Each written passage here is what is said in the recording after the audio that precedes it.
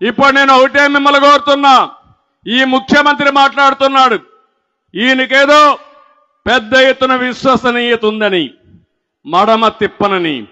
ఒక్కసారి ఆయన మాటలు నిందాం. ఇలాంటి వాడు ఈ రాష్ట్రానికి ముఖ్యమంత్రిగా అర్హుడా అని మీకు ఒక ఆలోచన వస్తుంది. ఒక్క నిమిషం మీరు వినండి. 25కి 25 ఎంపీ స్థానాలు మనమే తెచ్చుకుందాం. ఆ తర్వాత ప్రత్యేక హోదా ఎలా రాకుండా పోతుందో కూడా గట్టిగా చూస్తామని చెప్పి కూడా చెప్పండి. మన ప్రభుత్వంలో పూర్తిగా మద్యాన్ని నిషేధిస్తాం అని చెప్పి గట్టిగా కూడా చెప్తాం. నా సిపిఎస్ మనం అధికారంలోకి వచ్చిన వారంలో చేపించేస్తానన్నా. ప్రతి సంవత్సరం జనవరి 1వ తారీఖున ప్రభుత్వ ఉద్యోగాల భర్తీకి క్యాలెండర్ కూడా విడుదల చేస్తాను అని చెప్పి మీ అందరికీ కూడా హామీ ఇస్తా ఉన్నా. 200 యూనిట్ల వరకు మీకు కరెంటు ఉచితంగా ఇస్తామని చెప్పి మీ అందరికీ కూడా చెప్తా ఉన్నా. ప్రాజెక్టు 2021 జూన్ నాటికి కంప్లీట్ చేస్తాము. ఖరీఫ్ 2022 నాటికి నీళ్లు ఇచ్చే పరిస్థితి తీసుకొని వస్తానని కూడా ఖచ్చితంగా కూడా చెప్తా ఉన్నా. 2023 ఖరీఫ్ కు కల్లా ఈ ప్రాజెక్టు పూర్తి చేస్తామని చెప్పి చెప్తా ఉన్నా. 2025 ఖరీఫ్ కల్లా ఖచ్చితంగా గోదావరి పోలవరం ప్రాజెక్టు పూర్తి చేసి సమగ్ర సప్లాన్ చట్టాన్ని చట్టబద్ధంగా తీసుకొస్తామని చెప్పి హామీ ఇస్తా ఉన్నాము. 3వ వంతు నిధులు బీసీలకు కేటాయిస్తాము అని చెప్పి హామీ ఇస్తా ఉన్నాను మీ అందరికీ. ఇలా ఉట్టి బీసీలకే 139 కార్పొరేషన్లు పెడతామని చెప్పి మీ అందరికీ హామీ ఇస్తా ఉన్నాం. పంట వేసే ముందు పలాని రేట్లకు కూడా పలాని రేట్లు అని చెప్పి రేట్లు కూడా ప్రకటిస్తాం. గిట్టుబాటు ధరకు గ్యారంటీ ఇస్తాం. విజయవాడలో క్యాపిటల్ సిటీని పెట్టడం మనస్ఫూర్తిగా మేము ఆహ్వానిస్తున్నాం. ప్రతి కాపు సోదరుడికి నేను ఇవాళ హామీ ఇచ్చి చెప్తా ఉన్నాను.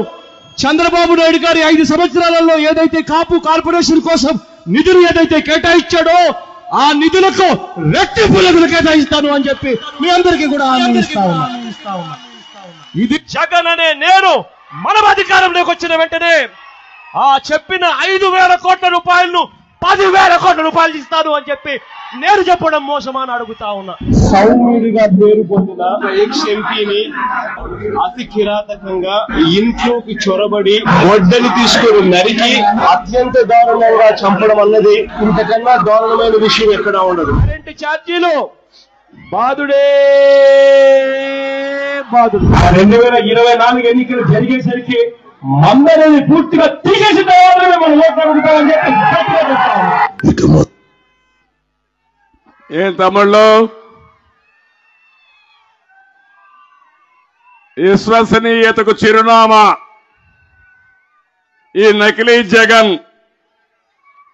విన్నారా మాటలు? చేశాడా పనులు? కాపులకు 10,000 కోట్లు పెట్టాడా? వచ్చిందా? మద్యపాన నిషేధం చేశాడా? పోలవరాన్ని కట్టాడా? చేశాడు. పోలవరాన్ని గోదావరిలో ముంచేశాడు. ఒకటి కాదు, అతను ఏది చెప్పినా రివర్స్ గేర్లోనే ఉంటాడు.